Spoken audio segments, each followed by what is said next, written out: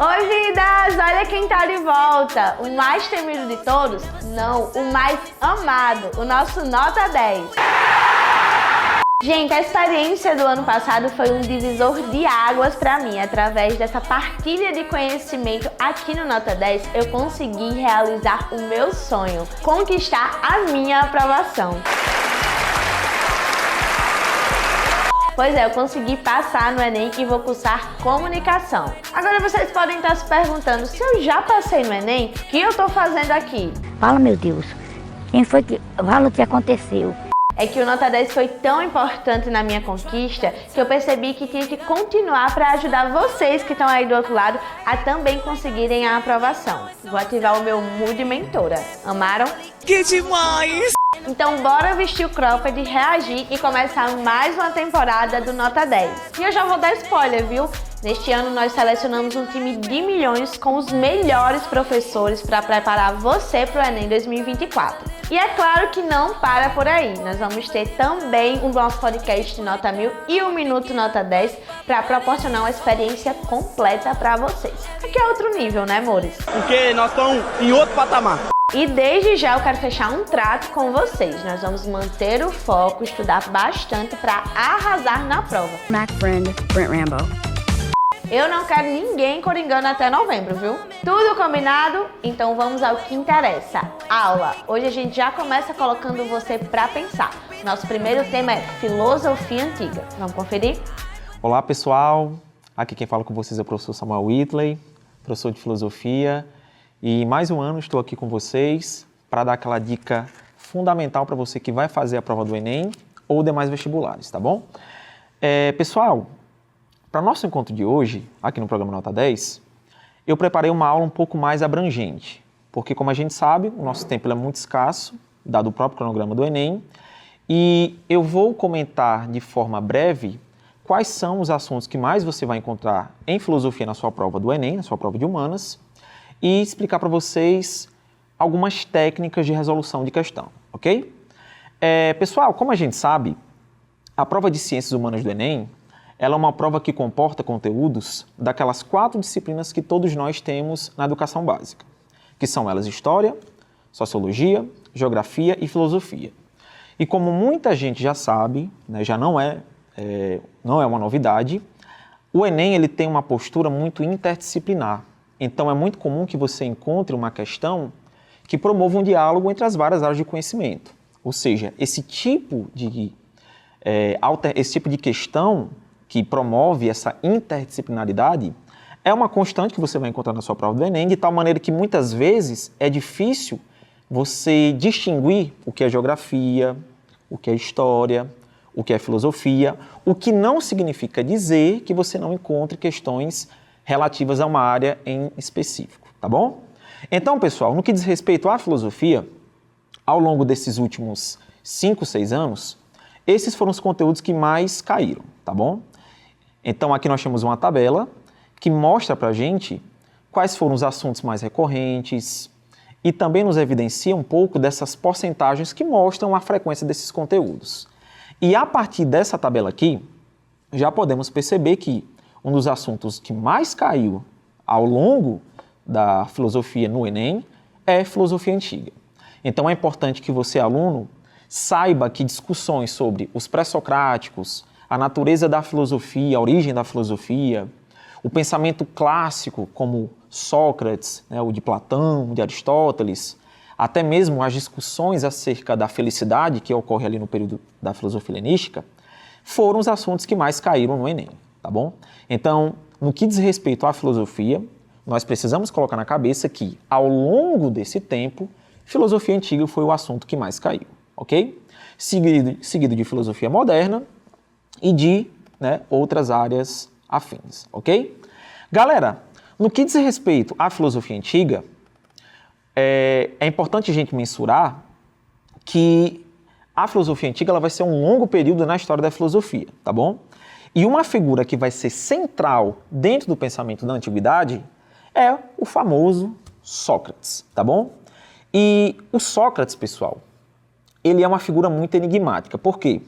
Porque, diferente de outros grandes pensadores como Platão, Aristóteles, Kant, Hegel, Heidegger, o Sócrates não escreveu nada. E o que a gente sabe desse pensador vem muito através dos seus alunos. Platão foi aluno de Sócrates, assim como também dos seus, entre aspas, inimigos. E o que eu trago de informação aqui para vocês, relevante para o Enem, que pode ajudar a vocês matarem questões que envolvam essa discussão que trago Sócrates, é que a filosofia de Sócrates é um tipo de filosofia que trabalha muito através do diálogo, que trabalha muito através do questionamento. Porque o Sócrates, pessoal, ele, em sua própria vida, ele andava pelas ruas de Atenas e ele conversava com as pessoas sobre vários assuntos, como ética, como justiça, como o conhecimento, a linguagem. E o seu método de ensino era justamente o método dialético.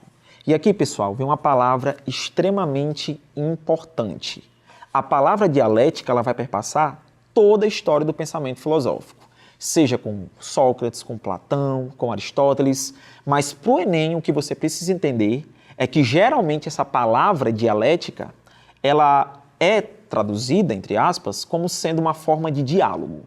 Então Sócrates, através do diálogo, tentava fazer com que as pessoas refletissem sobre sua vida, refletissem sobre aquilo que elas pensavam que sabiam.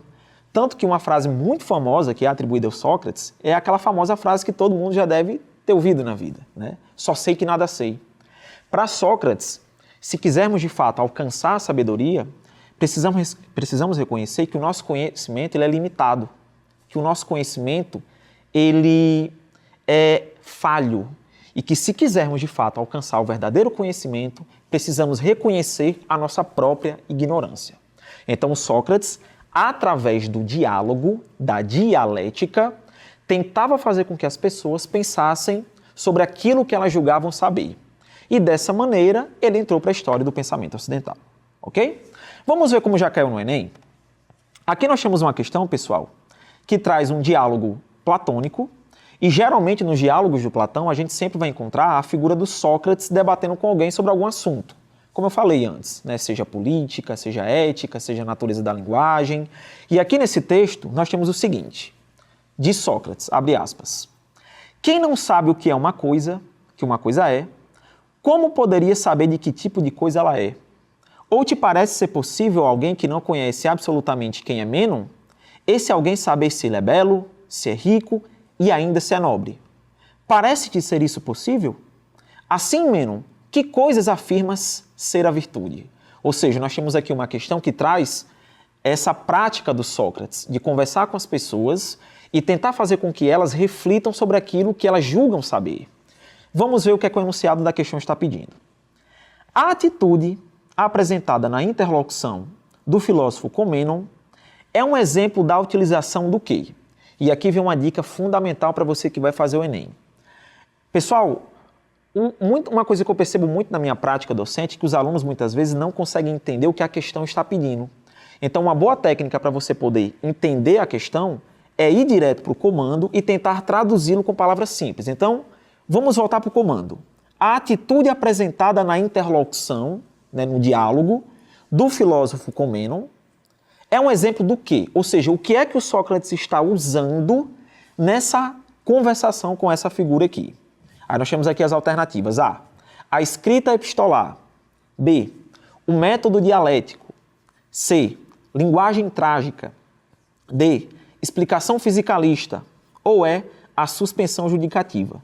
O que é que o Sócrates está usando nessa interlocução? Se Sócrates ensinava através do diálogo e se ele ensinava através da conversa, e eu aprendi na aula de hoje que ele utilizava da dialética, logo a alternativa correta é a letra B, pois é através do método dialético que Sócrates estimulava as pessoas ao pensamento e promovia a filosofia como uma prática de vida, ok? Vamos ver outra questão? Há um tempo, belas e boas são todas as ações justas e virtuosas. Os que as conhecem nada podem preferir-lhes. Os que não a conhecem não somente não podem praticá-las, como se o tentam, só cometem erros. Assim praticam os sábios atos belos e bons, enquanto os que não o são só podem descambar em faltas. E se nada se faz justo, belo e bom que não pela virtude, claro é que na sabedoria se resume a justiça e todas as mais virtudes. Então aqui nós temos um texto de uma outra fonte histórica, Xenofonte, que vai trazendo um pouco dessa concepção do que ele entende por beleza, né, e por ética. Ao fazer referência ao conteúdo moral da filosofia socrática narrada por Xenofonte, veja que o próprio comando ele já me ajuda. Ele ressalta que a questão vai envolver de alguma forma o que Sócrates defendia como filosofia. O texto indica que a vida virtuosa está associada com o quê? Ou seja, como é que eu posso ter uma vida virtuosa conforme esse texto aqui? A. Através da aceitação do sofrimento como gênese da felicidade suprema. B. Através da moderação dos prazeres com vistas à serenidade da alma. C. Através da contemplação da physis como fonte de conhecimento. D. A satisfação dos desejos com o objetivo de evitar a melancolia. Ou é a persecução da verdade como forma de agir corretamente. Como é que eu posso ser de fato ético de acordo com o texto que a questão está trazendo aqui? Ora, se o Sócrates fala que precisamos questionar tudo, sejam os valores morais, seja até mesmo as nossas próprias crenças, ele é um pensador que está buscando a verdade. Aquilo que os gregos chamavam de aletheia. Então Sócrates é um pensador que vai dizer que a filosofia deve buscar a verdade. E se ele está buscando a verdade, obviamente que a alternativa correta é a letra E. Pois é somente através da busca pela verdade que nós podemos agir de forma correta e que nós podemos agir de forma adequada segundo o texto aqui do Enem. Ou seja, pessoal, quando nós falamos de Sócrates, de filosofia antiga, clássica de forma geral, é importante que conhecemos esses termos que eu citei aqui na aula, como dialética, como verdade, como aletheia, porque essa busca pela verdade é o que vai marcar grande parte do período clássico da filosofia. Então, é um tipo de postura que vai se iniciar com Sócrates e que vai atravessar toda a história do pensamento. Ou seja, Sócrates, através do diálogo, da dialética, estimulava as pessoas a pensarem por conta própria e defendia que a filosofia deveria sempre buscar a verdade. Ou seja, é somente através da busca pela verdade que eu serei de fato uma pessoa correta. Bom, pessoal, essa foi a aula de hoje, né? Espero que vocês tenham entendido, espero que vocês tenham sanado suas dúvidas e essa é a lição que eu acho que fica aqui pra gente, não é? Eu gosto de estudar filosofia porque a filosofia ela é muito mais do que um conteúdo acadêmico, ela nos ensina como viver. Imagine que bonito seria, né, se todas as pessoas de fato dissessem a verdade, procurassem a verdade e que não seguissem apenas aquilo que as outras pessoas falam, se fossem mais questionadoras. Muito provavelmente nós viveríamos numa sociedade bem melhor. Comentamos um pouco sobre algumas características gerais da filosofia no pensamento antigo. E eu trouxe para vocês as contribuições que foram feitas por um filósofo chamado Sócrates. Um filósofo que vai marcar de forma incisiva o pensamento filosófico e que entrou para a história. E galera, quando a gente fala sobre Sócrates, não dá para não mencionarmos o seu mais ilustre aluno, que foi o famoso Platão. E galera, aqui vai entrar um pouco da minha opinião pessoal. Eu geralmente não gosto de esboçar muito da minha opinião, mas quando fala sobre Platão, eu não posso deixar de fazê-lo. Para mim, né, na minha opinião, eu acho Platão o maior pensador que já existiu. Porque vocês vão ver na aula de agora, né, nesse segundo momento, que praticamente tudo que nós temos hoje, em termos de cultura judaico-cristã, vai ter suas bases no pensamento do Platão, tá certo? Bom, pessoal, quem foi o Platão? Como eu já havia adiantado para vocês, Platão, ele foi aluno de Sócrates e muito do que a gente sabe sobre o Sócrates vem por intermédio dos diálogos de Platão. Então, Platão escreveu vários diálogos sobre vários assuntos, abordando várias questões da filosofia, como a natureza da arte, né, a natureza da beleza, questões que envolvem a política, assuntos de ordem ética, ou seja, ele é considerado o primeiro grande pensador sistemático da história da filosofia, porque vai ser ele que vai organizar esse cânone filosófico abordando vários assuntos, tá bom? Quando Sócrates morre, lembrando que Sócrates ele foi condenado pelo tribunal em Atenas, né, pela própria democracia ateniense, porque na perspectiva de alguns atenienses, ele estaria, de certa maneira, trazendo uma ameaça social por ter negado os deuses e corrompido a juventude, o Platão ele viajou por vários lugares, onde ele teve vários contatos com outras formas de conhecimento, até que depois ele volta para Atenas e ele vai criar a academia, que vai ser considerada por alguns autores como sendo a primeira instituição de ensino. E vai ser lá na academia que o Platão vai continuar os seus estudos filosóficos, vai de fato desenvolver a sua filosofia, que vai afetar de forma muito incisiva todo o pensamento posterior. E galera, como o Platão tinha uma filosofia que era muito abstrata, lá no seu livro 7 da República, né, na parte 7 da República, para poder tentar deixar sua filosofia de uma forma muito mais, digamos, entendível, ele vai trazer uma alegoria para tentar explicar para as pessoas o que é que ele está pensando. E essa alegoria, né, é aquela famosa alegoria que nós vemos no ensino médio, chamada de a alegoria da caverna. Diz Platão: imagine que existam pessoas que passaram toda a sua vida dentro de uma caverna. Essas pessoas estão aprisionadas, né, estão acorrentadas, e a única coisa que elas veem na frente delas são sombras. Essas sombras são projetadas por pessoas que estão atrás delas, manipulando elas, de tal forma que tudo que elas veem não passa de uma ilusão, de uma mentira. Ou seja, elas estão presas em um mundo de mentiras, de tal forma que a vida delas não passa de uma ficção. Porém, imagine que uma dessas pessoas percebe que está sendo enganada e ela consegue quebrar as correntes. O que é que ela vai fazer? Ela vai começar uma escalada na tentativa de sair da caverna, e quando ela vai escalando esses graus, né, da caverna, ela de fato vai conseguir sair e vai encontrar a verdadeira realidade. Então ela vai ver o sol, ela vai ver as nuvens, e ela vai se dar conta que tudo o que ela viveu ao longo da sua vida não passa de uma mentira. O que é que ela vai fazer? Ela então vai querer voltar para a caverna para avisar os seus amigos que tudo que eles estão vivendo não passa de uma ficção. Só que em determinado momento essas pessoas vão entrar em discussão, né, não vão chegar a um consenso, até que irão dizer que ele é doido, que ele está ficando maluco e, eventualmente, poderão, né, a depender da interpretação, tirar a vida dessa pessoa. Galera, o mito da caverna ele tem vários significados, mas, de forma geral, a gente costuma dizer que Platão quer nos dizer que os nossos sentidos eles podem nos enganar. Então, as nossas sensações, como o nosso tato, o nosso olfato e o nosso paladar, são enganosos. Se nós quisermos, de fato, sair da caverna e conhecer a verdade, conhecer a verdadeira realidade, devemos confiar na nossa razão. Galera, o mito da caverna ele expressa a teoria epistemológica do Platão. E aqui vem outro termo-chave que você precisa conhecer. Em linhas gerais, epistemologia significa conhecimento.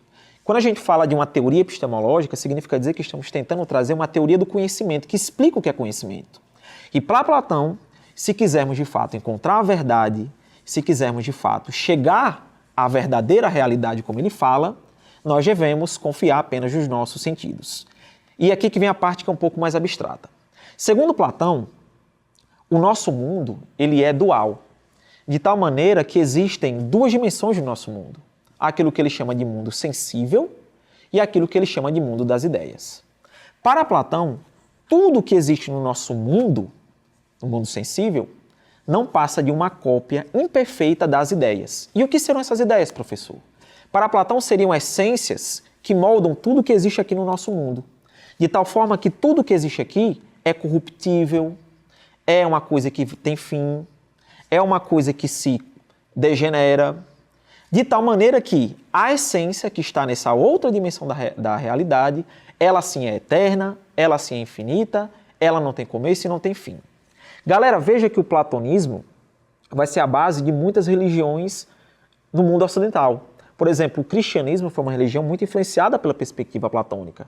Tanto que lá na Idade Média, um pensador chamado de Santo Agostinho, ele vai ser influenciado pela perspectiva do Platão.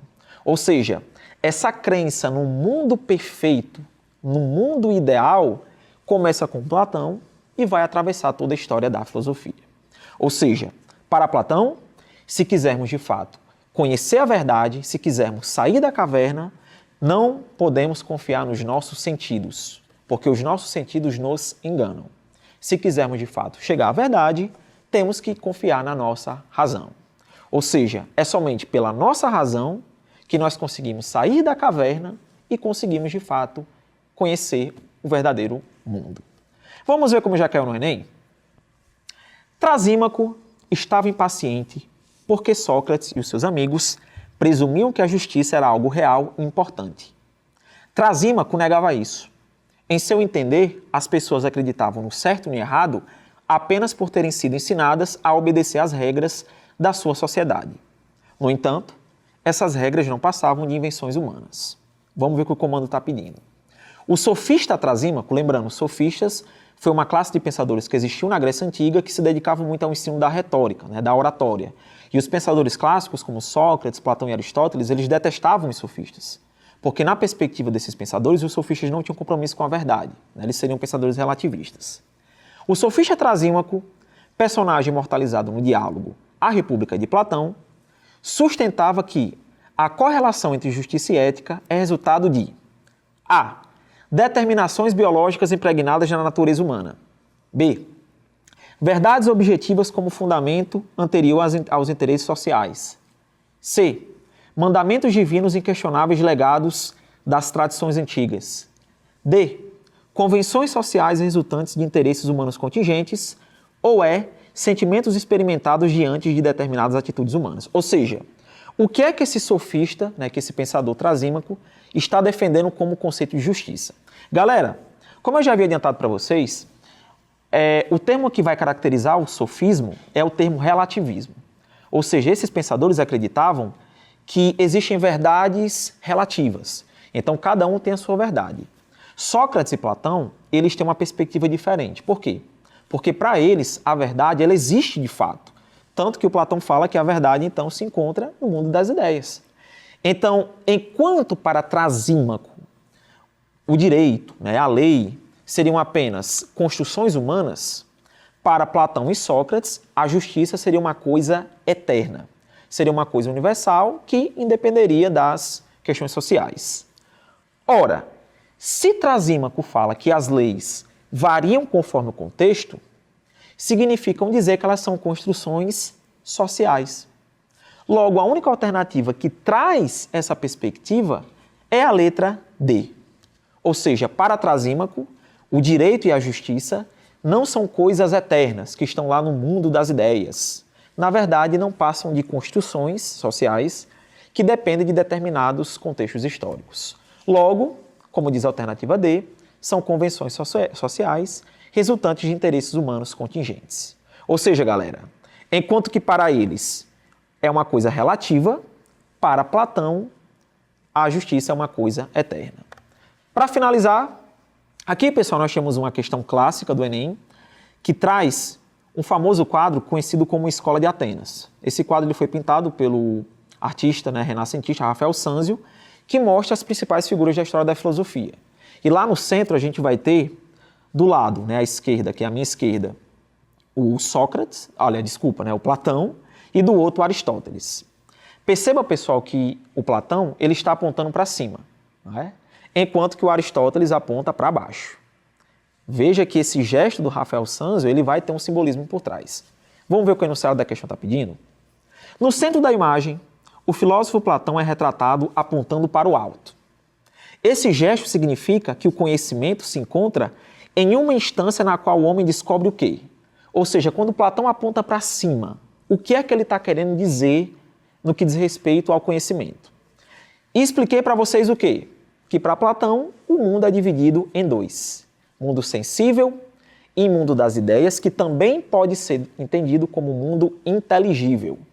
Se a verdade está em outra dimensão da realidade, significa dizer que ela está para além de nós. Qual é a alternativa que traz essa ideia de que a verdade está em uma outra dimensão da realidade? Ora, se ele fala isso, só pode ser a letra B. Para Platão, a verdade está em outra dimensão da realidade, ou como nos mostra aqui a alternativa, está na dimensão inteligível. Bom, pessoal, essa foi a dica que eu trouxe hoje para vocês. Espero que vocês tenham entendido, espero que vocês tenham gostado e sigamos. O Enem está chegando, vamos que vamos porque a nossa vitória já é certa. Tchau, pessoal, abraços, beijo, fui! E aí galera ligada no Nota 10, eu sou Luan Honório, professor de língua inglesa, estou aqui para te ajudar a alcançar o seu sonho de aprovação no Enem. Na aula de hoje nós vamos ter uma noção de como funciona as questões de língua inglesa. Se você está aqui é porque optou por essa língua como língua estrangeira. Então eu vou te contar hoje o que você precisa saber para entender o funcionamento, como as questões são elaboradas e o que é esperado de você, estudante. Para começar, nós precisamos ir buscar essas informações lá no INEP, lá na matriz de referência Enem, onde diz os conteúdos que serão cobrados em cada disciplina. Para a língua inglesa, nós temos aí a competência de área 2, que vai falar sobre o uso da língua estrangeira moderna para o acesso à informação, que é justamente o que vai ser avaliado nesse estudante que é candidato à universidade. A universidade, o Enem em si, ele quer saber se você está preparado para obter informações em diferentes línguas. Afinal, na universidade, no mundo globalizado de hoje, o acesso à informação precisa ser multilingüe. Então, na língua inglesa, nós temos aqui 4 habilidades principais que serão cobradas. A habilidade 5 vai falar sobre a associação de vocábulos, que são as palavras que você conhece. Quanto mais palavras nós conhecemos, maior será a nossa compreensão daquele texto. E o Enem, já vou adiantando, são 5 questões de língua inglesa baseadas em interpretação textual. A habilidade número 6 fala sobre utilizar esses conhecimentos que você já tem como um mecanismo para ampliar as possibilidades de acesso à informação. Ou seja, aquilo que você conhece da língua vai ser muito útil também para a sua interpretação. A habilidade 7 fala sobre a relação do texto em língua estrangeira e as estruturas. E aí vai contra aquele pessoal que acha que não tem gramática na prova de língua inglesa no Enem.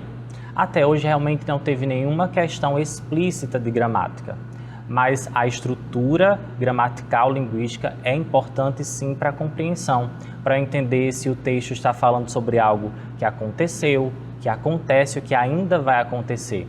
Então, eu preciso ter uma noção da estruturação de tempos verbais, por exemplo. E a habilidade 8 vai falar sobre a importância da produção cultural. Inclusive, temos uma aula especialmente para falar sobre essa habilidade de identificação de cultura, de manifestações artísticas, que é muito recorrente nas questões do Enem. Todos os anos nós temos pelo menos uma questão que vai abordar uma manifestação cultural ou artística. E aí você precisa também ter um conhecimento e ter uma noção de como interpretar esse tipo de questão, que não é tão objetiva, que precisa de uma noção mais sensível, digamos assim, da língua. Então essas são as principais habilidades que você vai precisar utilizar e empenhar na prova de língua inglesa. E aí já vamos começar com questões para você ter uma noção de organização de como são os enunciados, de como são as alternativas. Os enunciados eles são sempre em português, os textos é que são em língua inglesa. Enunciado e alternativas, tudo português. E aqui nós temos um texto bem interessante para mostrar para vocês a importância do que eu falei lá na primeira habilidade, do vocabulário, de conhecer palavras em língua inglesa. Você acha que conhecer uma palavra específica pode te ajudar na resolução da questão? Que a gente vai ver aqui nessa questão de 2015. Enunciado. Glória Evangelina Anzaldúa, falecida em 2004, foi uma escritora americana de origem mexicana que escreveu sobre questões culturais e raciais. Olha o cultural aí aparecendo. E aí temos também uma boa contextualização. Temos enunciados até 2018, bem contextualizados. 2019 são enunciados mais diretos, mas você consegue extrair o máximo deles ainda. Na citação, o intuito da autora é evidenciar razões pelas quais ela escreve, compensações advindas da escrita, possibilidades de mudar o mundo real, maneiras de lidar com seus medos, escolhas que ela faz para ordenar o mundo. E aí o desafio que eu vou lançar é o seguinte: usar apenas uma palavra, um vocábulo para responder essa questão. Vamos voltar lá no texto. Quero que você procure uma palavra que está repetida, porque palavra repetida ela não está ali à toa, ela está totalmente ligada à ideia principal do texto. E o Enem ele se baseia muito em ideias, não são questões muito diretas, são questões mais ligadas à mensagem. Tem alguma palavra repetida aí? Ó, nós temos aí na primeira linha because, segunda linha because duas vezes, mais uma vez aí na terceira linha. Temos uma repetição de uma palavra que é bem conhecida, né? O because. E o início do texto é com uma pergunta. Why am I compelled to write? Por que que eu me sinto obrigada, né, constrangida a escrever? A autora falou. Esse why é um porquê para a pergunta e nós temos o because, que é o porquê de resposta. Então nós temos aí essa repetição bem visível e conhecer essa palavra então é essencial. Então conhecer o vocabulário faz toda a diferença. Quanto mais palavras, maior minha compreensão. Because, temos porquê, porque escrever me salva, porque eu não tenho escolha, ela vai enumerando aí. Nas alternativas, você vai procurar alguma que esteja ligada a essa repetição. Porquê? Essa palavra porquê, o porquê de resposta, ele indica o quê? Ele vai indicar escolhas, maneiras, possibilidades, compensações ou razões. E aí nós sabemos que essa palavra ela é usada para explicar motivo ou razão. Então temos aqui uma identificação bem rápida só pelo vocabulário, só pela palavra que estava repetida, razões pelas quais ela escreve. Então, para ampliar o nosso vocabulário hoje, nós vamos ver algumas partículas que podem te ajudar a conhecer várias palavras de uma vez só. São os sufixos e prefixos. São partículas que sozinhas não têm sentido nenhum, mas que quando são adicionadas no início ou no final de uma palavra, elas trazem uma mudança de sentido. E aí a importância de conhecê-las. Às vezes você conhece o radical da palavra, mas aquele finalzinho, aquela terminação, você não sabe bem o que significa e fica com dúvida, com insegurança na hora da prova. O primeiro sufixo que veremos hoje é o nes. Quando uma palavra termina em nes, é porque ela está nomeando algo. Então, sabemos que ela transforma palavras em substantivos, ela vai dar nomes. Normalmente, ela é acrescentada no final de adjetivos, o que nos dá também uma boa vantagem, porque, se a gente parar para pensar, a maioria de palavras que conhecemos em língua inglesa são adjetivos. A gente conhece uma boa gama, que a gente aprende na escola, a classificar as coisas, a dizer o que é bonito, o que é azul, o que é bom, o que é ruim. Então temos uma vasta aí gama de adjetivos. E aí quando ela é colocada no final do adjetivo, ela vai transformar ele num nome, ela vai nomear um estado. Então eu tenho aí o adjetivo sad, que é triste. Vamos nomear o estado dessa pessoa triste? Ela está no estado de quê? Sadness, tristeza. Da mesma forma, dark, que é escuro, vai nomear o estado escuridão, darkness. Quiet, quieto, quietness, quietude. Happy, feliz, happiness, o estado de felicidade. Inclusive, muitas dessas que eu citei aí foram palavras-chave em textos no Enem. Kind, bom, kindness, bondade. Então, quando viu ness no finalzinho de uma palavra, tenta transformá-la no nome de um estado. Já o rude, ele é um sufixo bem interessante porque ele amplia o sentido daquele radical. Se eu tenho um radical com um sentido mais restrito, eu agora trabalho com toda uma coletividade. Child, por exemplo, é criança. Childhood, vamos ampliar toda essa ideia de criança, vamos falar desse período inteiro de ser criança que a gente chama de infância em português. Então, childhood, infância. Neighbor, vizinho. Vamos ampliar o sentido de vizinho. Se eu tenho vários vizinhos ali em comunidade, eu tenho uma neighborhood, uma vizinhança. Brother, o John Lennon falou lá na música Imagine, que ele imagina um mundo como uma brotherhood of men. Então nós temos aí um mundo onde todas as pessoas se tratam como brothers, como irmãos. Nós temos uma irmandade. Então amplia o sentido da palavra. O LY, ele é bem legal porque ele tem uma tradução específica no português. Não é 100%, já adianto, mas a maioria das palavras terminadas em LY tem o mesmo final em português, que é o mente. Isso porque LY está mais associado aos advérbios de modo, aqueles advérbios que indicam como a ação é realizada. lentamente, rapidamente, positivamente, cuidadosamente. Então, o li em inglês vai ser muitas vezes o mente no português. E aí nós temos o careful, que é uma pessoa que faz as coisas com cuidado. Carefully, cuidadosamente. O slow, que é lento, indica que a pessoa faz algo slowly, lentamente, isso mesmo. Exact, exato. Exactly, exatamente. Ó, você já pegou. Occasionally, ocasionalmente. Seriously, seriamente. Então, esse LY vai trazer essa ideia. O EN, o IN, N, no final de um adjetivo, ele transforma aquela característica em uma ação, em um verbo. Então, short, que é curto, por isso, inclusive, aquela peça de roupa se chama short, é o adjetivo, a característica curto, e quando a gente acrescenta o EN, vamos transformá-lo em uma ação. Qual que é a ação de deixar curto? Shorten, encurtar. Fast, rápido. Fasten, a ação de deixar rápido, vamos acelerar. Deep, profundo, vamos deepen, aprofundar. Então, esse IN, ele vai trazer essa ideia de ação.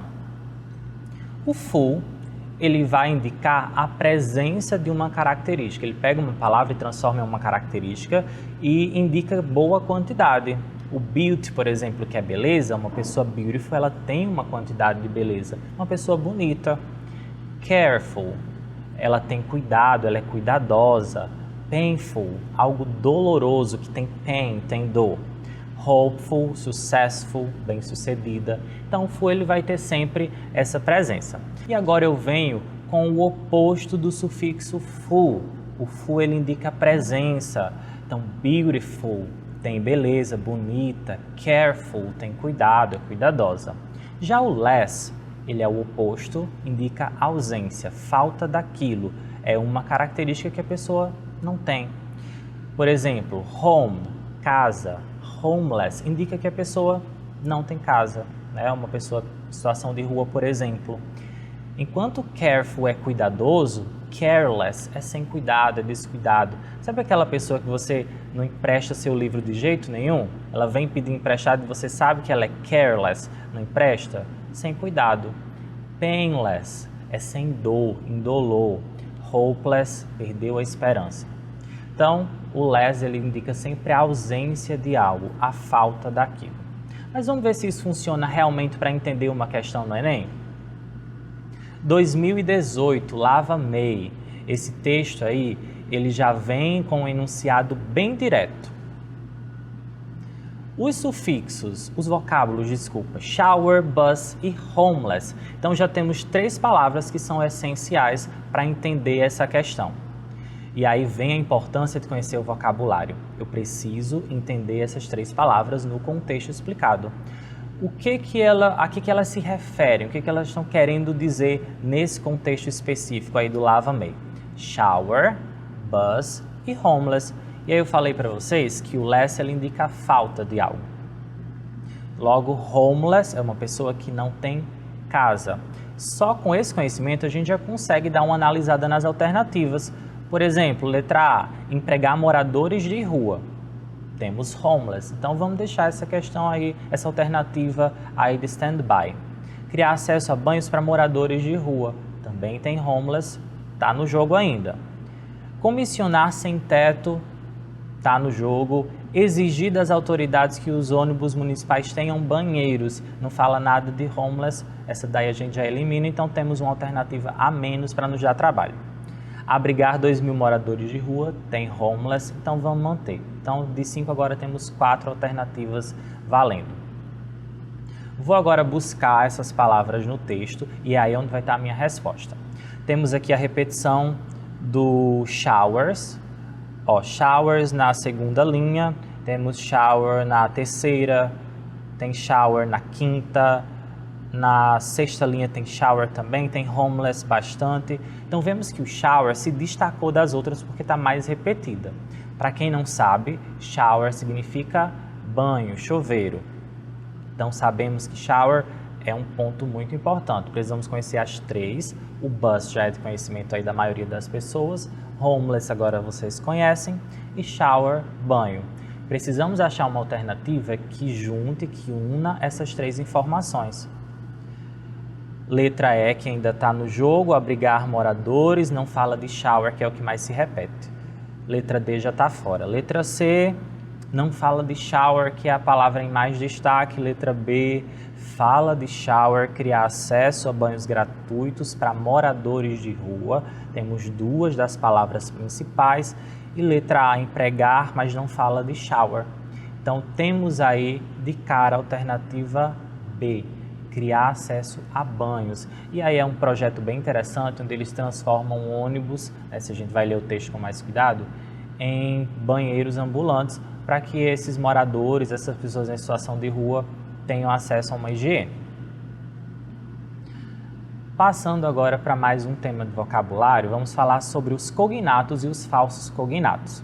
Em inglês, eles são chamados de friends e false friends. E aí você vai entender por quê. O friend é aquela pessoa que você pode confiar, né? É aquela palavra que você olha e você sabe o que ela quer dizer. Já o false friend, você acha que ele é uma coisa, mas na verdade é outra, né? E aí nós temos como cognatos, palavras que são em outra língua, mas que parecem com palavras da nossa língua. E que quando a gente vai ver o significado, é realmente aquilo que você pensou. No caso de hospital, que é hospital, information, que é informação, idiom, que você olha e já remete a idioma e realmente significa aquilo. Já os false friends, a gente precisa tomar cuidado em todos os sentidos, porque você pode se enganar. Enquanto o cognato você vai ter uma compreensão bem rápida do texto, o falso cognato pode te levar a uma alternativa incorreta. Sensitive, por exemplo, que muita gente associa quando vê assim só pela escrita semelhante à tradução de sensitive, aquela pessoa que tem poderes mediúnicos. Mas na verdade sensitive é só lembrar daqueles cremes dentais que são para dentes sensíveis. Prejudice, que lembra prejuízo ou prejudicar, mas na verdade quando a Jane Austen escreveu Pride and Prejudice, ela escreveu orgulho e preconceito. Então, prejudice, preconceito. Pretend é uma palavra tricky, tem que tomar cuidado porque imagina que você está falando aí, foi fazer um intercâmbio, estou estudando medicina fora. E aí eu falo, encho a boca porque estou falando inglês e digo I pretend to be a doctor. Achando eu que estou dizendo eu pretendo ser um médico, eu estou estudando e pretendo me tornar. E aí eu estou falando na verdade eu finjo ser um médico. Isso pode dar polícia inclusive, viu? Toma cuidado aí para não trocar as palavras. Actually, que parece atual. E aí ó, eu falei que o LY na maioria das vezes é mente, mas tem suas exceções. Actually você poderia traduzir como atualmente, mas na verdade significa na verdade. É usado muito para se corrigir. Quando eu falo, acontece muito comigo, eu digo, quando alguém pergunta a minha idade, eu falo I'm 22, actually I'm 28. Né? Eu confundo, às vezes tenho 28, mas às vezes digo que tenho 22, muito próximo. Então actually, na verdade, significa na verdade. Já ó, o que a gente pensava aí ser sensível, né? O sensible significa sensato. O prejudicar, que a gente achou que era prejudice, é harm. O pretend, que a gente achou que era pretender, pretender na verdade é intend. Então o correto seria I intend to be a doctor. E atualmente não é actually, é currently. O mente aí no LY.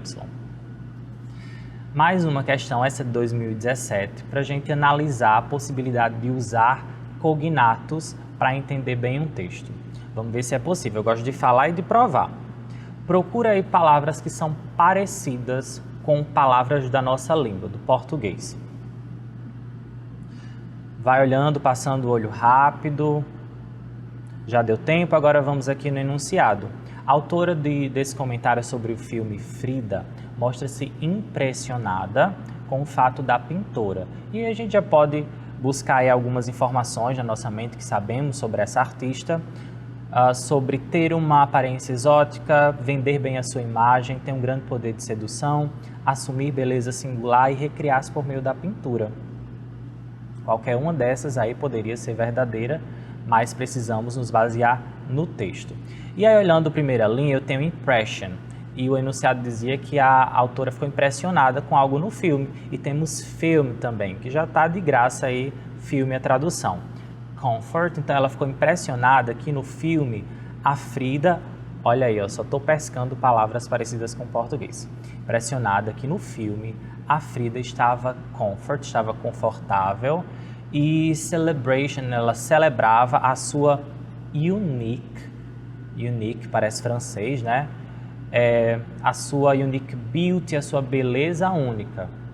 Então eu vou procurar uma alternativa que tenha a ver com isso, porque é exatamente o que o enunciado me pediu, que deixou a pessoa, a autora do comentário, impressionada.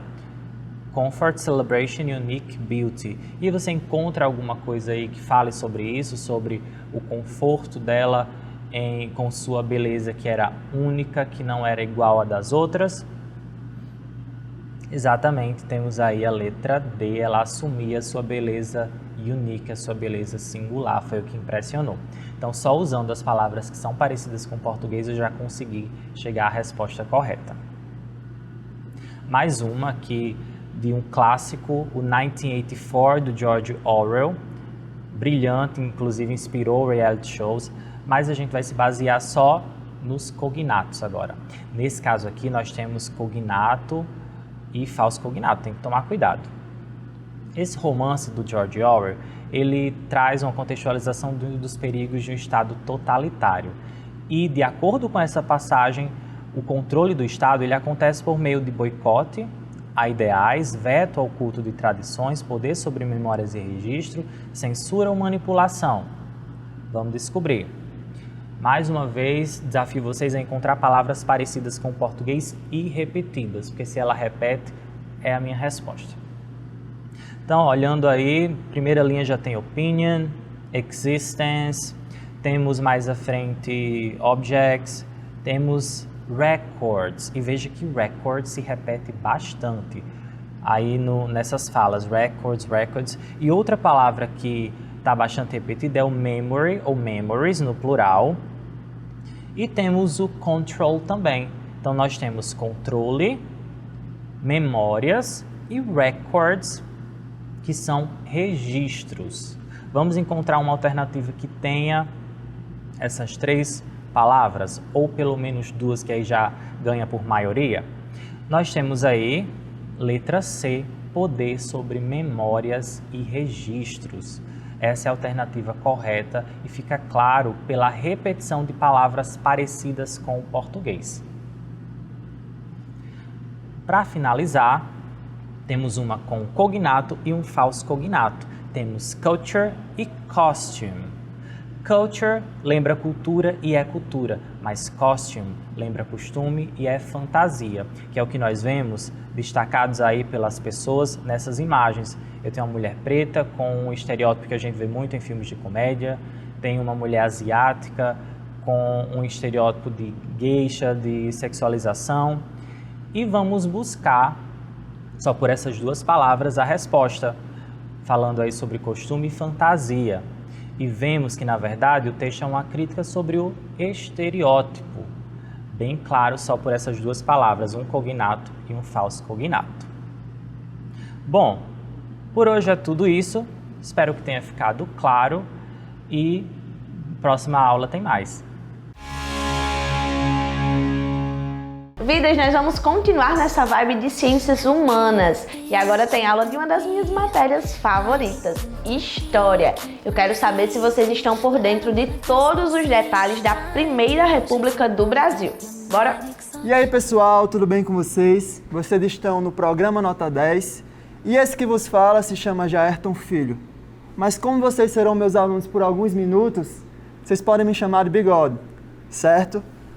Hoje, galera, a gente vai tratar de um assunto bastante pertinente para o Enem.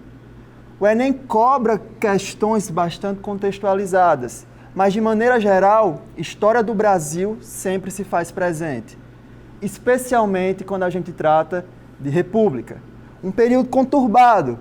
E para tratar esse período tão conturbado, a gente tem que partir de um princípio. Hoje, galera, a gente vai tratar da Primeira República no Brasil, que vai de 1889 até 1930. Dividiremos essa aula em duas partes. Então eu quero entregar uma missão para vocês hoje. Vamos com calma, que vai dar tudo certo. Primeira missão, vamos entender esse contexto, certo? Como se deu a transição no poder? Foi um golpe? Não foi? Como se organizou o controle político no Brasil? Foi uma democracia? Como funcionava a economia desse período? Certo? Eu trago isso, galera, porque eu quero que vocês entendam que para entender história a gente tem que entender de um contexto, certo? Nesse momento, não é tão importante que vocês se prendam a datas e a nomes. Como eu falei, questões do Enem são contextualizadas. Então eu quero que vocês se apeguem a entender o contexto que gerou a Primeira República no Brasil. E muito mal dizendo, ela pode cair como se fosse uma república velha. Mas retomando, a gente trata desse conteúdo a partir da Primeira República, de 1889 a 1930, com a ascensão de Vargas, com a Revolução de 30. Mas vamos para frente. Respirem, que vai dar tudo certo. Vamos? Vamos agir. Então, pessoal, a gente tem que entender primeiro que a gente passa por uma transição no poder. A gente passava por um império. E nesse império a gente tinha a figura de Dom Pedro II, um imperador brasileiro que nasceu aqui no Brasil e instaurou o império. No entanto, Dom Pedro II ele vai perceber, e isso aqui é uma característica geral para a nossa política, tá? Que para você fazer um bom governo, você tem que governar para as elites. E não somente para as elites, você tem que governar também para a ala militar. Então, quem entra aqui nessa pauta? Os cafeicultores, que produziam e plantavam o café a partir da agricultura, e os militares. Os militares vão estar sempre presentes na nossa história. Em 64, por exemplo, a gente tem um golpe militar. Em 89, a gente tem um golpe a partir de Marechal Deodoro da Fonseca. E é esse cara que vai ser conhecido como o primeiro presidente do Brasil. Deodoro da Fonseca, com a proclamação da República e o golpe em Dom Pedro II, em 15 de novembro de 1889. Certo? Respira que vai dar certo. Vamos juntos? Então vamos lá. Como eu falei, a gente tem que entender primeiro o contexto. Galera, foi um golpe, tá? E quem se instaura no poder primariamente são os militares. Então não foi um governo democrático como parecia ser no início. Pelo contrário, foi um governo repleto de controle político e repleto também de revoltas populares, insatisfação popular. A gente não pode cair no erro, por exemplo, de achar que o povo se encontrava ali à margem, mas o povo se posiciona sim. Mas primeiramente, a gente tem que entender que Primeira República trata-se principalmente de controle político. Controle político de quem, Bigode? Da República da Espada e também da República Oligárquica. A gente vai dividir esse período entre um governo de militares e um governo de cafeicultores, que vão ser chamados primeiramente de República da Espada e posteriormente de República Oligárquica. Vamos primeiro para a República da Espada, que vai de 1889 até 1894. Como eu já falei antes, os militares entram no poder. E ninguém melhor para garantir a hegemonia de uma república do que os militares. Por quê? Vocês já pararam para pensar qual é o lema da bandeira do Brasil?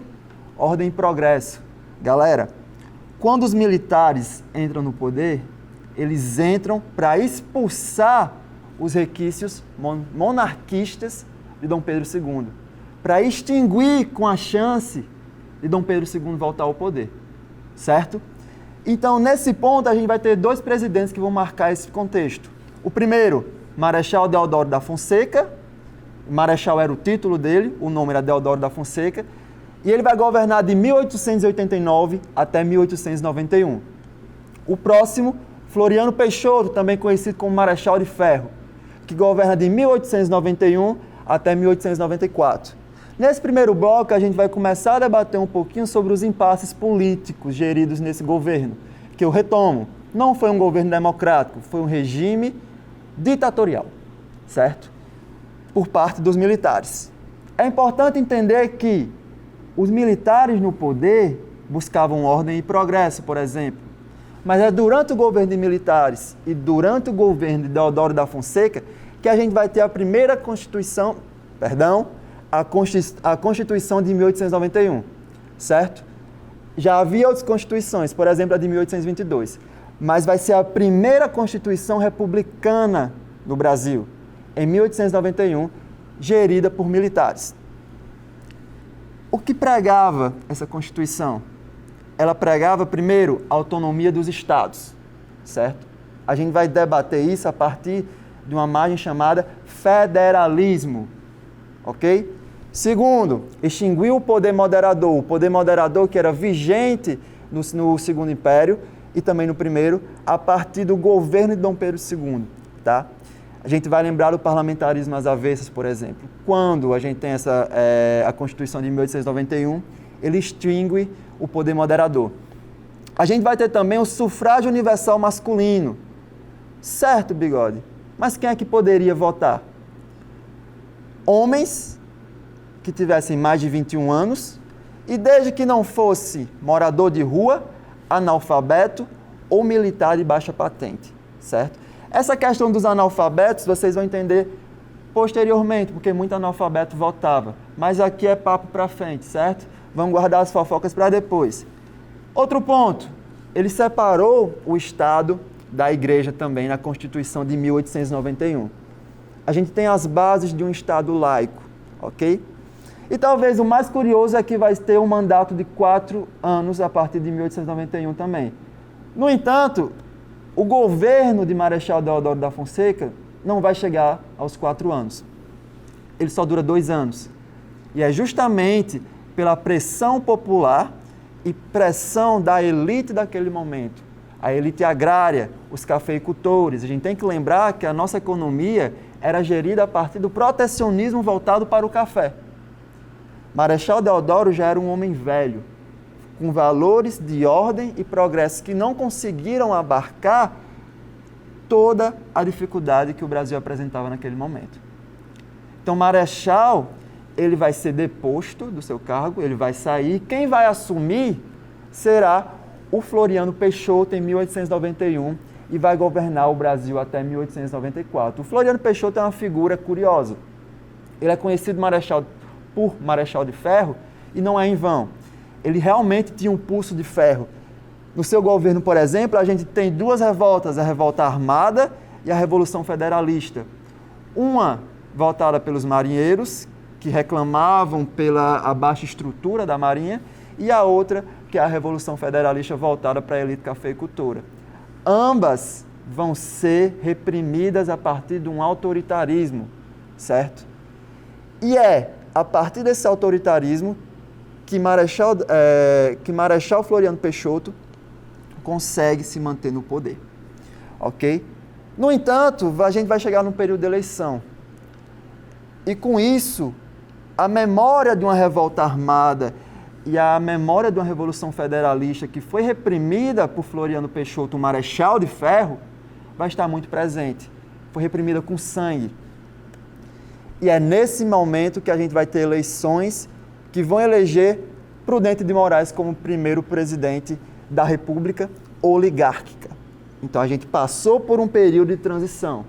A gente sai da República da Espada, de 1889 até 1891, com o Marechal Deodoro da Fonseca e também o Floriano Peixoto, o Marechal de Ferro, e começa a entrar na produção de uma elite cafeicultora que está muito forte, e nesse momento a gente vai ter uma oligarquia. Mas, pessoal, a gente tem que entender o que é oligarquia primeiramente, certo? Oligarquia trata-se do poder concentrado nas mãos de poucos. É interessante tratar sobre a Primeira República justamente por isso, porque a gente consegue enxergar eventos, narrativas, fatos que aconteceram muitos anos atrás, nos dias de hoje. Ainda hoje a gente consegue observar práticas clientelistas que advêm desse período e práticas oligárquicas, certo? Mas vamos lá. O que é que marca a República Oligárquica? vai de 1894 a 1930, a gente vai ter um poder concentrado nas mãos de pouco, ou seja, de uma oligarquia, seja de um grupo ou de uma família, e também a economia vigente voltada para o café, uma elite cafeicultora, a partir do presidente Prudente de Moraes. E nesse momento, a gente percebe que tem um controle político muito grande, porque é nesse instante que a gente vai instaurar a conhecida, muito conhecida por sinal, política do café com leite.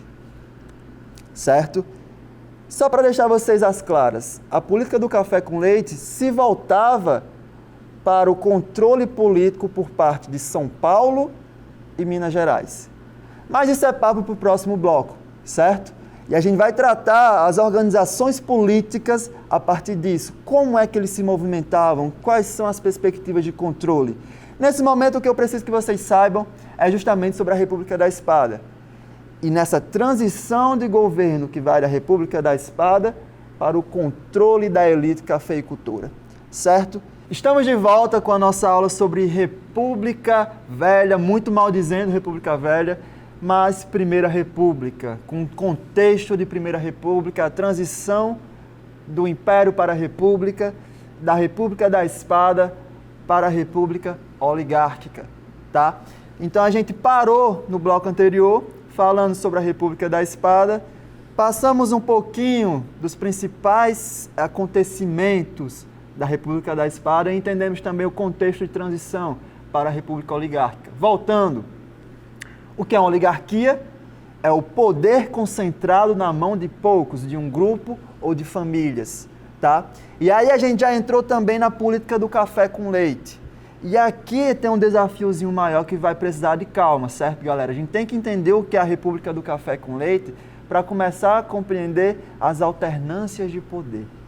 Então, a gente vai ter um processo de controle político talvez ainda mais forte para com a população e uma série de conflitos também, tá? Mas vamos lá. Afinal, Bigode, o que é a famigerada República do Café com Leite? A República do Café com Leite, pessoal, ela era dividida entre os maiores produtores de café e de leite. E por que eu falo entre aspas? Porque, na realidade, os dois eram produtores de café.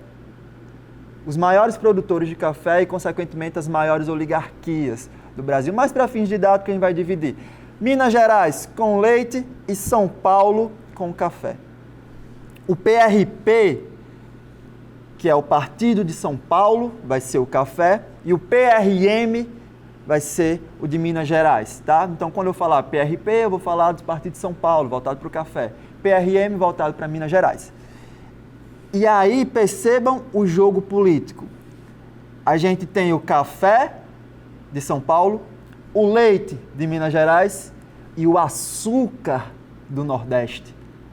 Então, a gente vai ter o controle, a gente vai ter as desavenças, a gente vai ter o jogo político voltado nesses três. Para se manter essas duas oligarquias no poder, a gente vai contar com o apoio das oligarquias nordestinas, que são muito importantes também. Mas aí, professor, você falou de controle político e como é que funcionava esse controle político na prática mesmo? Vamos para a prática, então. A gente tinha a política dos governadores, certo, galera? E é complicado falar sobre a política dos governadores, mas eu trouxe um conceito. Em troca de apoio das oligarquias, o presidente concedia autonomia aos governadores, ou seja, aos oligarcas. Lembra quando lá no início eu falei que para você ter paz no Brasil você tinha que governar para as elites? Era isso que acontecia, tá? O presidente concedia vista grossa, vamos falar assim, para os oligarcas no papel de coronéis, e os coronéis se mantinham no poder, dando apoio ao presidente constituído naquele momento. Então a gente tem uma relação de troca, ok? Então, nesse sentido, isso vai tratar da política dos governadores. E talvez o mais famoso de todos, o voto de Cabresto, certo? Eu trouxe uma tirinha, onde a gente vai ter a imagem de um coronel segurando um cabresto para com o eleitor. E aí aquela questão do analfabetismo, certo? Na Constituição fala que eles não poderiam votar se fossem analfabetos. No entanto, o que é que os coronéis faziam? Eles ensinavam eles a escrever o próprio nome, por exemplo, os eleitores. E aí, a partir disso e práticas clientelistas, eles iriam votar em troca de favores políticos entre os indivíduos e os coronéis, certo? A gente vê isso muito nos dias de hoje, por exemplo, até hoje a gente consegue observar práticas clientelistas, a troca de voto por um favor, por um saco de cimento, por exemplo, por um emprego. Isso tudo advém da República Oligárquica. Então a gente tem um voto de cabresto, que era onde os coronéis praticamente diziam em quem os eleitores deveriam votar. A gente ainda tinha, galera,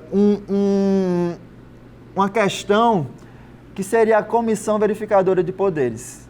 Então, para a oposição se eleger, teria que passar pela política dos governadores, que já era quase intangível naquele momento.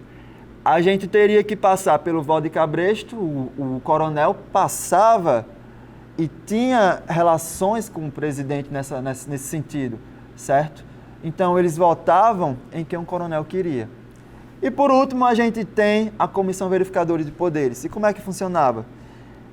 Em tese, ela inspecionava a legitimidade da votação, mas quem comandava essa legitimidade era justamente quem estava no poder. Em tese, iria vigiar, mas na prática, ela excluía os candidatos da oposição. E essa exclusão de candidatos vai ser chamada de degola. Eles degolavam as oposições para que a gente não tivesse uma oposição digna de bater de frente com o PRP ou o Partido de Minas Gerais, por exemplo. Então, a gente vai para os conceitos que se impregnam nesse momento e se faz necessário entender, principalmente para entender o jogo político naquele instante. A gente tinha uma política do café com leite, onde o PRP e o PRM se indicavam para o poder. Então, por exemplo, o PRP, o Partido Paulista, estava se elegendo naquele momento, e quando fossem as próximas eleições, eles indicariam alguém do PRM. Lá na frente isso vai dar um problema danado e vai ocasionar na Revolução de 30, mas é papo para frente, certo? Hoje a gente está entendendo só o contexto e o controle político vigente. Mas como é que eles faziam isso? A partir das políticas de governadores, a Comissão Verificadora de Poderes e também do voto de cabresto. E quais são as consequências disso para os dias de hoje? Uma delas é um conceito muito prático, que é muito visto nos dias de hoje, é justamente o clientelismo, que vai ser a relação de troca de votos entre governadores e cidadão. Geralmente a gente vai trocar esse voto por algum favor em específico. Imaginem, Joãozinho vota em Mariazinha, Mariazinha, em troca do seu voto, te oferece um saco de cimento para ajudar a construir a casa de Joãozinho. Joãozinho é pobre, Joãozinho não tem condição de juntar dinheiro para comprar um cimento. Então percebem como é delicado? E nesse instante a gente se instaura na política de controle ainda mais pesada. Segundo ponto e conceito, o coronelismo. A pessoa, no caso, a pessoa do coronel vai deter o poder local e estabelecer seu domínio a partir de agressões ou troca de favores. E aí entra o clientelismo novamente, mas uma das maiores agressões é em relação justamente ao voto de cabresto. E por fim, um conceito que é muito importante para a compreensão da matéria no geral, que leva o nome de República Oligárquica, é a própria oligarquia, um grupo ou família que detém os poderes de determinada região. Galera, a gente entendeu conceitos, consequências e contextos. Vamos para a prática e vamos resolver algumas questões, tá? Essa aqui caiu no Enem 2018, para vocês verem como é recorrente. Então, República Oligárquica, República da Espada vai cair no seu Enem em algum momento. Rodrigo havia sido indicado pela oposição para fiscal de uma das mesas eleitorais. Pôs o revólver na cintura, uma caixa de balas no bolso e encaminhou-se para seu posto. A chamada dos eleitores começou às 7 da manhã.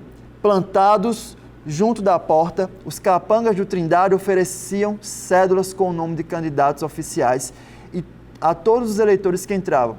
Estes, em sua quase totalidade, tomavam docilmente dos papeluchos e depositavam-nos nas urnas, depois de assinar a autêntica. Os que se recusavam a isso tinham seus nomes assintosamente anotados. Veríssimo, O Tempo e o Vento, São Paulo, em 2003. Pessoal, uma característica muito encontrada nas provas do Enem é que as provas são contextualizadas, tá? Geralmente eles não vão fazer uma pergunta específica, eles vão dar um texto enorme e aí vão pedir para você identificar as principais características e a partir disso você vai ter que identificar isso a partir do conteúdo, por exemplo. A dica que eu dou, primeiramente vocês olham o comando da questão. Érico Veríssimo tematiza em obra ficcional o seguinte aspecto característico da vida política durante a Primeira República. Então, o que é que ele está querendo? A gente entende primeiro. Segundo ponto, olhem sempre a referência, certo? Porque geralmente a referência vai dar um caminho para vocês traçarem também. Mas nesse sentido, a gente já sabe que está tratando sobre república oligárquica, certo? E eu vou reler a questão. Rodrigo havia sido indicado pela oposição para fiscal de uma das mesas eleitorais. Pôs o revólver na cintura. Se ele pôs o revólver na cintura, ele tinha que intimidar alguém. Uma caixa de balas no bolso e encaminhou-se para seu posto. A chamada dos eleitores começou às 7 da manhã. Plantados juntos da porta, os capangas de Trindade provavelmente era o coronel daquele momento, ofereciam cédulas com o nome dos candidatos oficiais a todos os eleitores que entravam. Estes, em sua quase totalidade, tomavam docilmente dos papeluchos e depositavam-nos na urna, depois de assinar autêntica. Os que se recusavam a isso tinham seus nomes assintosamente anotados. O que é que a questão está pedindo? A gente tem que entender do que é que o texto está se tratando. O texto está tratando de uma identificação forçada de homens analfabetos? Até tem isso, mas no Enem a gente tem que se atentar de que a gente tem que marcar especificamente o que o enunciado pede. Então não é especificamente isso não, tá? Monitoramento legal dos pleitos legislativos, pessoal, não é legal, ok? Eles estavam portando armas e balas no objetivo de intimidar alguém. Repressão explícita ao exercício do direito era repressão a algo, a repressão ao voto. Essa política é bastante presente no voto de Cabresto. Então a gente tem uma alternativa muito forte nesse sentido. D. Propaganda direcionada à população do campo? Não. Não tem nada a ver com o que o texto está falando. Cerceamento policial dos operários sindicalizados. Eles nem falam sobre operários sindicalizados. Então a gente vai de C, sempre levando em conta as dicas, certo, galera? Contexto, entendam o que o texto está falando, leiam o enunciado e observem as referências, que é bastante importante também. Então, por hoje, eu fico por aqui. Tio Bigode se sente extremamente satisfeito e espero que vocês tenham conseguido compreender o contexto de tudo isso. Valeu, pessoal! Obrigado pelo programa. Estamos juntos. Valeu! Bom dia, boa tarde, boa noite, pessoal. Esse que vos fala é o Tio Bigode, Jaerton Filho, seu professor de História nesse momento, certo? No programa passado, a gente entendeu o contexto de um dos períodos mais conturbados da história brasileira. Um período que, em tese, seria uma democracia, mas a gente viu que não foi uma democracia, pelo contrário, foi um momento de intensa repressão, certo? Talvez até ditatorial, de controle político, principalmente das elites cafeicultoras e também dos militares. E por isso a gente dividiu esse período entre República da Espada e República Oligárquica. Então é nesse sentido que a gente vai trabalhar a segunda parte desse mesmo conteúdo, porque a gente entendeu o contexto, a gente entendeu as principais medidas, a gente entendeu a divisão, a gente entendeu a transição no poder. Mas nesse momento a gente tem que fazer uma história vista de baixo também. Porque as massas também participam, as massas também são ativas na história. As massas não se encontram bestializadas, por exemplo. As massas estão lá.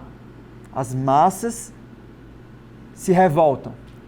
Então, nesse segundo programa, a gente vai entender acerca da Primeira República no Brasil, de 1889 a 1930, mas especificamente as revoltas populares e também a maneira como a Primeira República entra em crise até a ascensão do governo Vargas, na era Vargas. tá? Vamos com calma que vai dar certo, bebam água de vocês, estão com dúvida, parem um pouquinho que vai dar certo, ok? Estou aqui para ajudar vocês. Então, como eu falei, as massas se revoltam e naquele constante momento de repressão, onde as massas não eram vistas como pessoas que estavam lá vivendo, mas sim sobrevivendo, a gente vai ter uma série de revoltas que, com certeza, ao menos uma delas vai cair no seu Enem. A primeira, a gente vai ter a revolta de Canudos, a maior da República, certo? Porque ela foi preponderante para o que iria discorrer posteriormente. E a gente vai entender um pouquinho dela. Revolta de Canudos, ela ocorre na Bahia, ela vai ser o maior movimento de resistência desse período e marcou até os dias de hoje. Ela acontece durante o governo de Prudente de Moraes, então é logo no início da transição para a República Oligárquica, certo? Eram sertanejos que viviam em situação de miséria, eles passavam fome a partir da seca, ok? Então, nesse sentido, a gente não pode pensar essa revolta como um movimento puxado para um intelectual, nesse sentido. A gente não tem um sentido comunista, por exemplo, um sentido socialista, nem um sentido liberal. Foi uma revolta comunitária, ok? Os sertanejos, a partir da sua vivência, perceberam que eles estavam sendo muito maltratados, graças às péssimas condições que eles vinham vivendo. Então foram necessárias, pessoal, intervenções do governo para com os sertanejos que estavam se revoltando. E aí vai aparecer um carinha chamado Antônio Conselheiro, certo? E é por isso que a gente vai tomar essa revolta como um movimento messiânico. Professor, mas o que é um movimento messiânico? Quando a gente pensa em messiânico, a gente vai pensar em Messias, certo? Messias que remete o nome de Jesus, o Salvador de um período, por exemplo. Antônio Conselheiro, pessoal, ele vai entrar nesse contexto como uma espécie de salvador para os sertanejos e vai guiar os sertanejos nessa luta contra a opressão, contra a fome e contra os maus tratos partindo dos coronéis, ok? Canudos vai formar uma comunidade comunitária e logo vai ser vista como um risco para o governo de Prudente de Moraes. Logo, o governo vai reprimi-la a partir de 4 tentativas, 3 Canudos conseguiu sobreviver, mas na 4ª Canudos foi dizimada, marcando a história do Brasil, principalmente do povo sertanejo. E aqui vai ter uma obra, galera, chamada Os Sertões, muito conhecida, de Euclides da Cunha, que era um repórter, e foi lá com a visão, e mudou completamente sua visão, quando começou a se aproximar dos sertanejos e começou a tratar desses sertanejos, certo? E a partir disso, ele produz a sua obra, Os Sertões, trazendo um pouco das narrativas desses sertanejos, as condições de vida, por exemplo, certo? Quais eram as dificuldades encontradas. E deixa registrado no seu livro Os Sertões. Uma obra magnífica que vale a pena ser lida, sim, e que com certeza tem grandes chances de cair no seu Enem. Vamos para a próxima. Revolta da vacina que aconteceu em 1904. Pessoal, eu vejo muita gente tratando essa revolta em tom de piada, por exemplo, mas não, certo? Foi uma revolta graças a maus tratos, ok? E a gente vai entender o porquê. Por que a revolta da vacina? Ela vai acontecer no Rio de Janeiro, no governo de Rodrigues Alves, certo? Vai chegar um doutor chamado Oswaldo Cruz e a partir da sua produção científica, eles vão produzir uma vacina contra a varíola, certo? Mas a gente tem que pensar. Quem trazia essas doenças, geralmente, era a camada mais pobre, ou pelo menos era assim que eles observavam, tá? Porque eles não tinham direito a saneamento básico, por exemplo, nem existia para eles, ok? Então, nesse sentido, as doenças estavam muito mais propícias a se proliferar. Então, o que é que eles fazem? Eles invadem casas, destroem cortiços, a partir de um processo de urbanização muito claro nesse período republicano, e nesse sentido obrigam essas pessoas a tomar uma vacina. Mas aí eu pergunto para você, Certo, mas isso não era bom? Em tese, sim. Mas até aquele momento, o que é que o governo tinha feito de bom para esses cidadãos? Então, imagina comigo, pessoas armadas, frutos de um governo opressor, vai entrar na sua casa e vai te obrigar a injetar algo em você sem que você saiba o que é, certo? Então a revolta da vacina foi muito cruel, ela participa de um processo de destruição dos cortijos, que é onde a população mais pobre, a população negra, estava localizada, e passa por um processo de reformulação urbana, de limpeza urbana de fato. E com isso gera descontentamento populacional. A gente tem também a revolta da Chibata, e é o que eu quero que vocês prestem atenção nesses marinheiros, certo? Qual é a cor deles? Eles são majoritariamente negros, pretos, certo? Então, nesse sentido, a gente tem que entender que a revolta da Chibata parte de marinheiros que se rebelam, marinheiros de baixa patente, que se rebelam contra os castigos físicos impostos pela Marinha. E é interessante olhar isso porque a maioria desses marinheiros eram pessoas que possuíam resquícios de tempos antigos, ou seja, resquícios da escravidão. A maioria era preta. Ela acontece no Rio de Janeiro, no governo de Hermes da Fonseca. E como eu já tratei aqui, eles se rebelaram contra os castigos físicos impostos pela Marinha. Mas teve um que chegou no limite, certo? Certa vez, o marinheiro Marcelino Rodrigues foi punido com 250 chibatadas. E aí, isso gera uma inflamação naquele contexto e produz uma revolta que vai ser liderada pelo João Cândido, o almirante negro.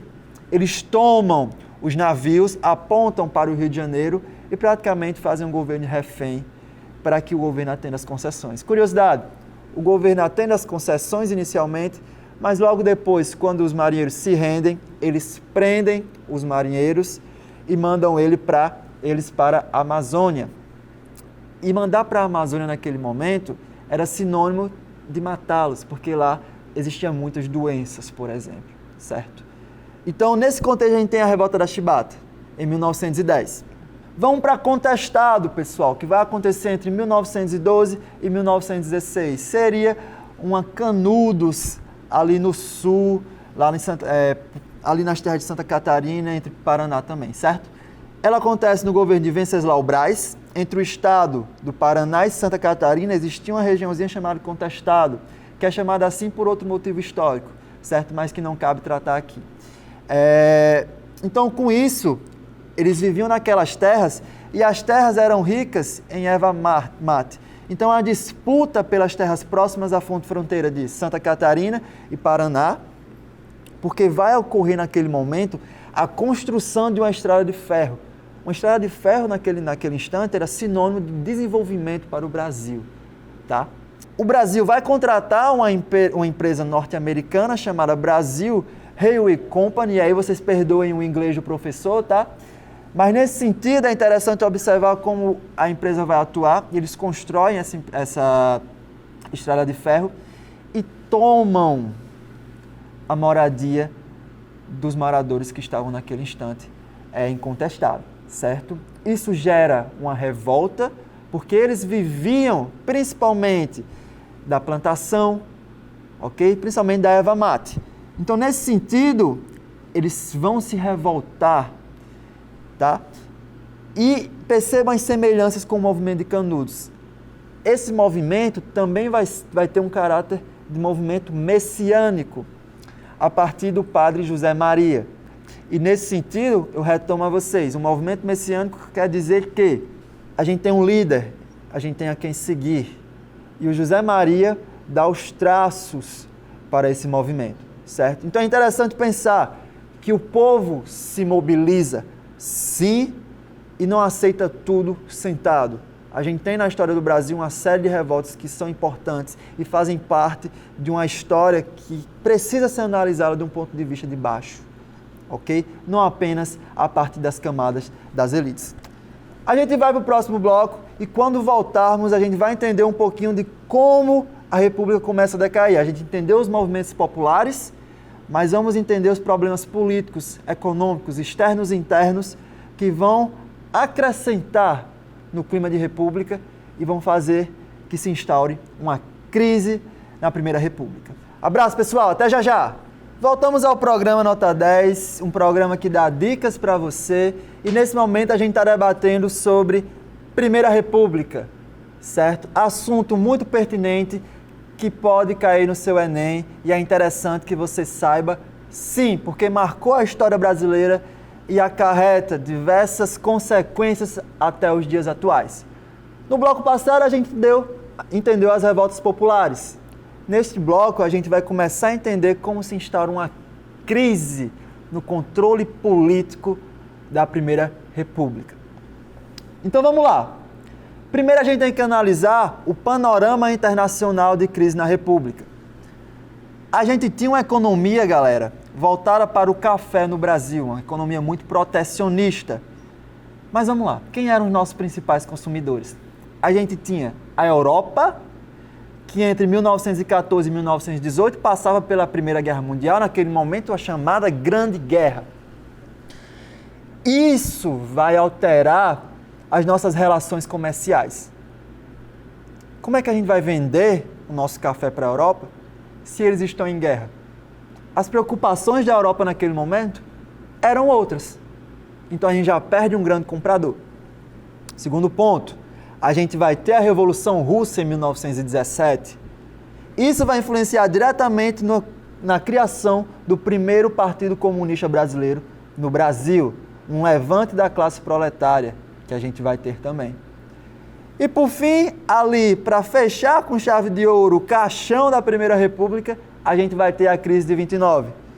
Os Estados Unidos, que naquele instante eram os nossos principais compradores, vão parar de comprar, porque, como vocês bem sabem, a crise de 29 estagnou as relações econômicas presentes nos Estados Unidos e se colocou no panorama mundial como uma crise mundial, realmente. Tá? Então, esse é o contexto para a queda da Primeira República. Ok? Mas vamos lá.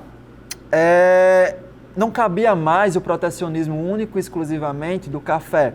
Então, a gente precisa entender que a gente começa a ter um desenvolvimento industrial no governo de Epitácio Pessoa, que vai de 1919 até 1922.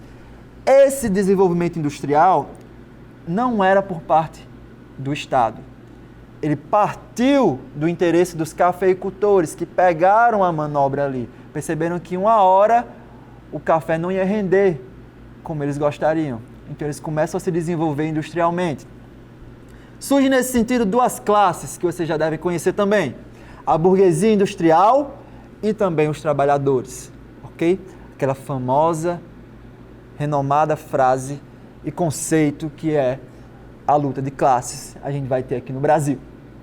Consequentemente, a gente vai ter os primeiros sindicatos e uma grande paralisação em São Paulo. Então, mais uma vez, a gente vê o povo se reunindo e combatendo a opressão dos políticos naquele instante. Certo? Então, a gente já tem dois fatores. Primeiro, relações externas, internacionalmente, e também a crítica por parte tanto do proletariado quanto dos burgueses, a elite cafeicultora, que passou a ser uma elite industrial. A gente tinha também, e mais uma vez eles aparecem, o exército, na forma de tenentismo. Em 1922, galera, a gente vai ter um clima de instabilidade política no Brasil.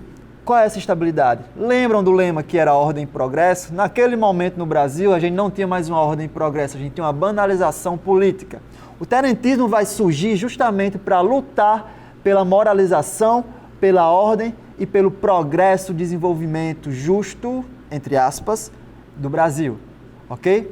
Principais líderes: Isidoro Dias, Luiz Carlos Prestes, o mesmo que foi casado com a Olga Benário, certo? Que Vargas mandou para o campo de concentração.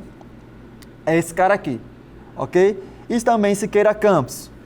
O que é que eles defendiam? Como eu falei, a moralização das práticas políticas. Dentre elas, defendia o voto secreto, o fim do voto de cabresto, que já estava explícito, e também os arrumadinhos políticos. Dentre os principais acontecimentos naquele instante, a gente vai ter o 18 do Forte de Copacabana, a Revolta Paulista e talvez um dos mais marcantes, que vai ser a coluna Prestes, liderada pelo próprio Luiz Carlos Prestes. Então o tenentismo tinha um objetivo, era a moralização do Brasil, a luta contra o voto de cabresto e também contra os arrumadinhos políticos, por exemplo, a política dos governadores. Mas o que foi a coluna Prestes, certo? Ela vai de 1925 a 1927, a gente vai perceber que tem um mapa aqui, certo? Ela foi liderada por Isidoro Dias e Luiz Carlos Prestes.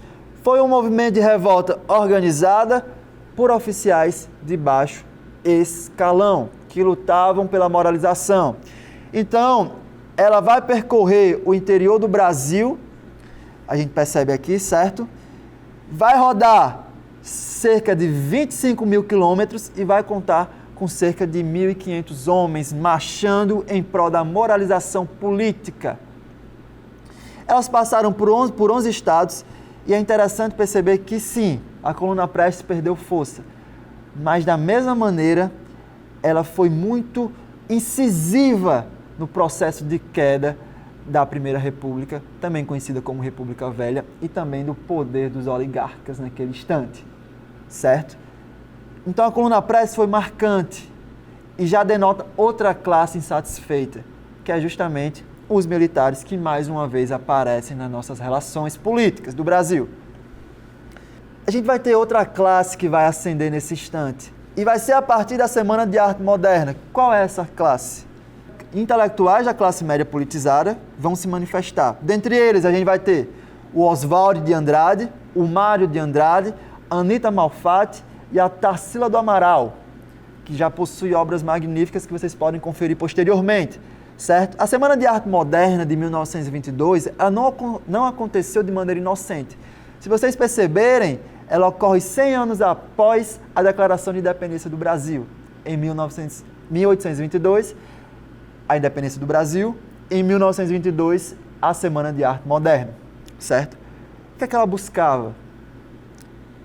Eles percebem que naquele momento era necessário romper com as antigas estruturas do Brasil.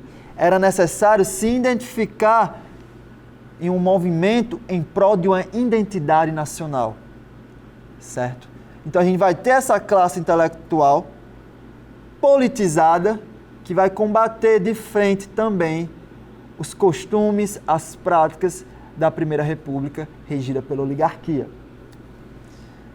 A Semana de Arte Moderna vai trazer um novo grupo, que é o chamado grupo de modernistas, ok? Que vão estar bastante presentes e sendo bastante reconhecidos. O grande Sérgio Buarque de Holanda, por exemplo, um historiador, escritor muito famoso entre nós historiadores, vai ser considerado modernista também. Mas vamos lá, a gente entendeu as classes que estavam se rebelando naquele instante. Mas a gente tem um checkmate naquele contexto, que vai marcar a ascensão do Vargas. A Revolução de 30, como eu falei, em 29 a gente tem uma crise econômica, e sempre que a gente tem uma crise econômica, a gente vai ter um grande levante na política. E a crise de 29 atinge o Brasil de maneira direta.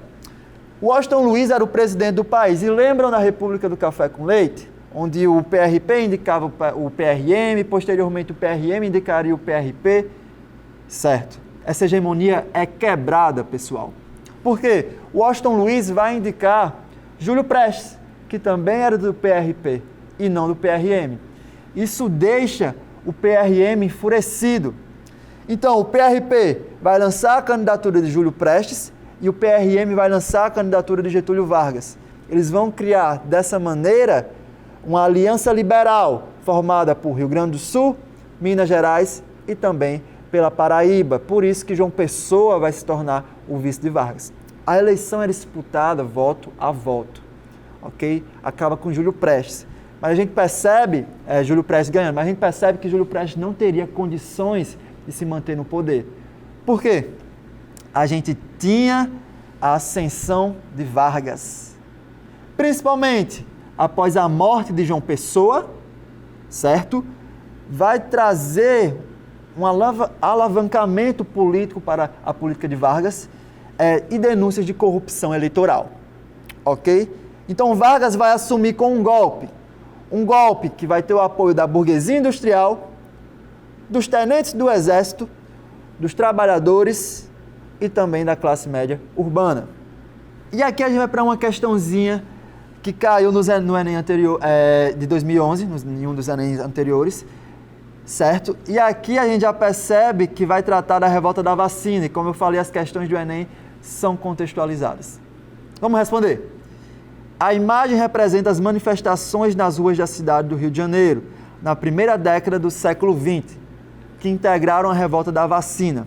Considerando o contexto político-social da época, essa revolta revela. Galera, a gente trabalhou isso agorinha e a gente identificou a maneira como a população se rebelou, tá? Então vamos lá. A insatisfação da população com os benefícios de uma modernização urbana autoritária. Ficamos com essa, por enquanto. B, a consciência da população pobre sobre a necessidade de vacinação para a erradicação das epidemias? Não. A garantia do processo democrático? Não foi democrático. O planejamento do governo republicano na área de saúde que abrangia a população em geral, se abrangesse, se preocuparia de outras maneiras, certo? Fornecendo moradia, por exemplo. O apoio ao governo republicano pela atitude de vacinar toda a população em vez de privilegiar a elite, errado. Ok? Então foi uma reforma autoritária, pensada num processo de limpeza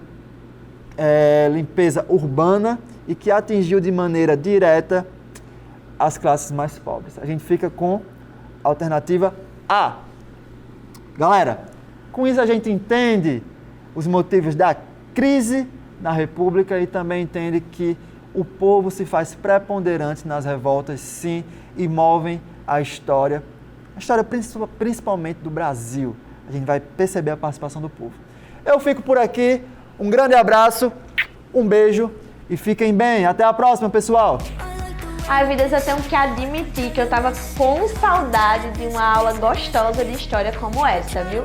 E vocês, curtiram? O que é que vocês estão achando desse primeiro dia aqui no Nota 10? Estão empolgados? Conta aí nos comentários ou aproveita e interage também lá no nosso Instagram que tá aparecendo aí na tela.